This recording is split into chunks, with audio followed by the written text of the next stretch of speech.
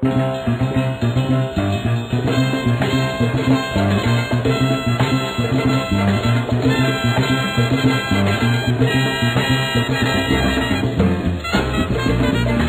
much everything in our lives is becoming, run by technology, and that's very interesting because it kind of exposes us in ways that we might not always think about.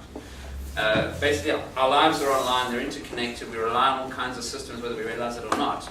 So the only conclusion that you can draw is that security is actually one of the most crucial modern technological considerations, because really if all of that is electronic and online, then all of that is potentially hackable or exposed, or could be exposed.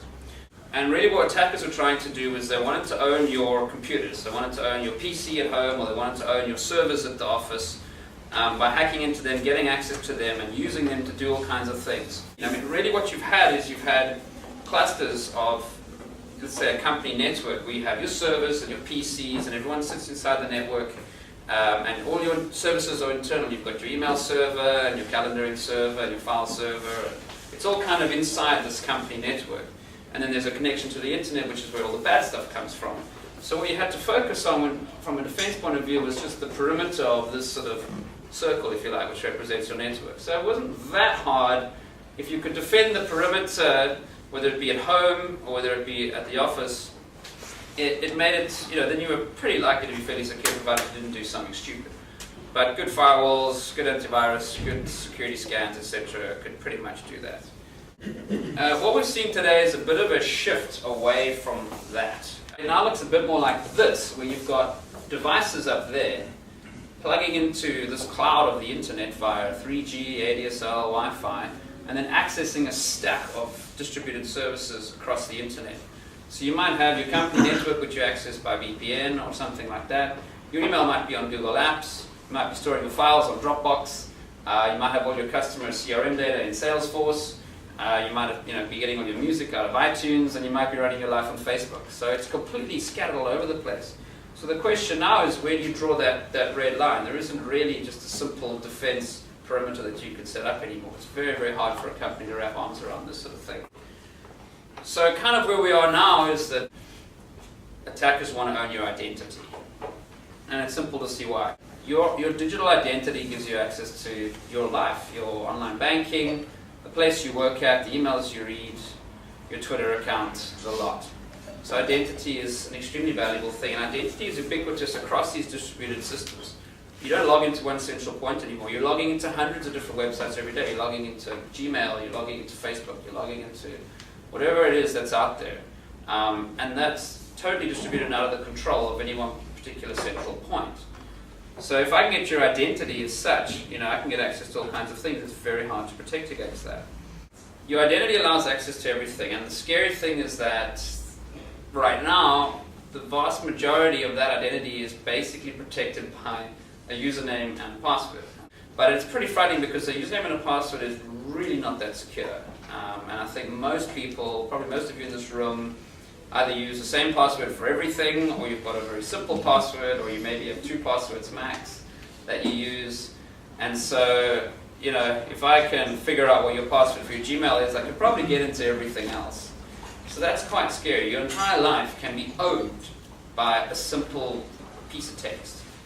And that's pretty frightening, and also a very difficult problem to deal with. Because that username and password represents your identity. If I can get into your internet banking and I can log on with your username and password as a valid user and do something, I'm doing it as you. And then it's difficult to argue with the bank, like, how did this happen? Well, you were authenticated, so it must have been you. I think that what this is leading up to is that the next, or really big commodity in the world today, is going to be that of trust. And this is an important thing for individuals and for companies and for brands, because if someone has a bad experience with your brand or with you as an individual as a result of some kind of compromise of your identity, that could be very difficult for you to deal with. If I can get into your instant messaging and go and say a whole bunch of random shit to people, people will believe that it's you talking, and that could damage your personal brand. So trust and identity are really the kind of big keys and the big commodities going forward that I can see. Email is still huge. The way that it's happening is a little bit different, but the thing about email is there's nothing really stopping me from sending you an email. Yeah, we've got anti-spam and stuff, but there's simple tricks to get around it. There's no real gatekeepers on email. We still see a lot of our old friends, attachments attached to emails. Often the psychological tricks that are employed are playing on people's concerns. So you might get something about the Haiti disaster or the Chile disaster, and please open this attachment, or please whatever it is, and very, very compelling. It might be about a very hot topic like FIFA World Cup, and then once you open the attachment, you've infected yourself. You may not even realize it, and then your computer's totally owned. And then once your computer's been owned, you probably lose your identity as well, because you can get a keylogger on your computer, capture all your usernames and passwords, and because passwords are such a bad idea, because they never change, once I've got your password, I've pretty much got everything, so then you're stuffed. The web's another key vector. Obviously, once you click the link in the phishing email, you go to a phishing website, which has been rigged to look like your bank site, and you fill in all your details happily and give away your passwords and PIN codes.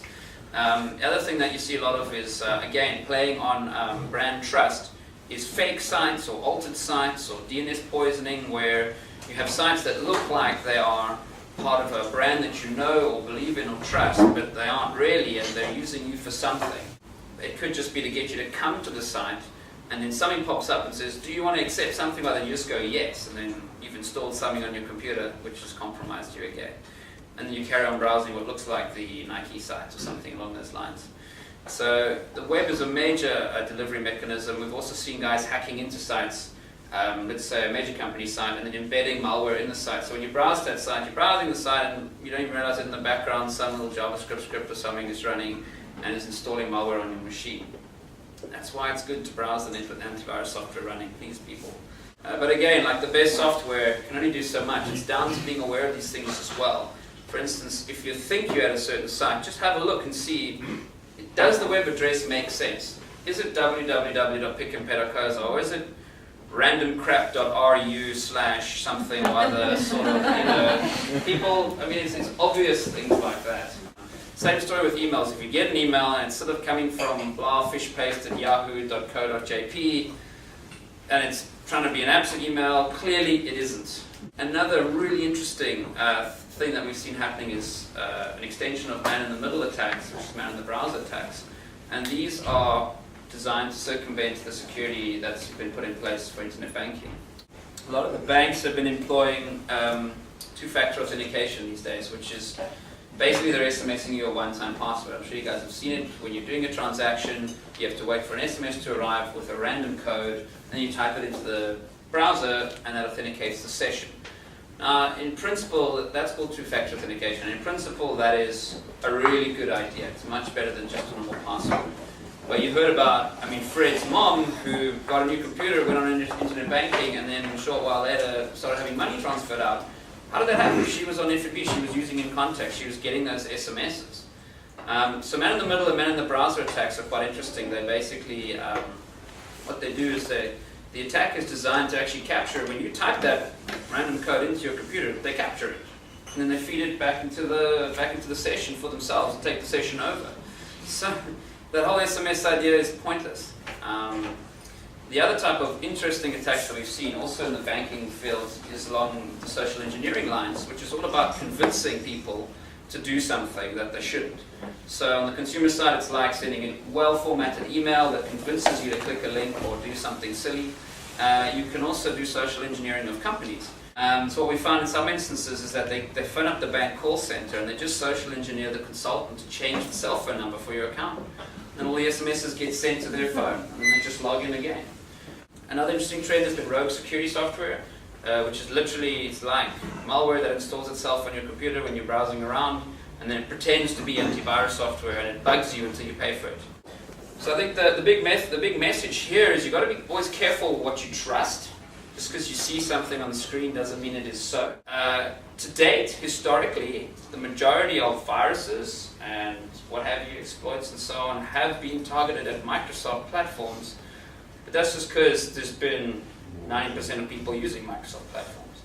Just because you're using slightly unusual software doesn't mean that at some point you're not going to be vulnerable. The other thing that we sort of see, I've mentioned this already, is just the fact that one account being compromised tends to compromise lots of accounts because people use the same password or similar passwords across their accounts. My suggestion is, because passwords are a real pain in the ass, consider having maybe 3 different basic passwords. A really strong high-level one for crucial things like internet banking, which you only use for crucial things. So it's less spread around, less likely that someone could hack one company, get it, and then use it elsewhere. Then have a kind of a middle one which you use for important-ish things like your email and so on. And then have a third throwaway one which you use for registering on all your crap sites.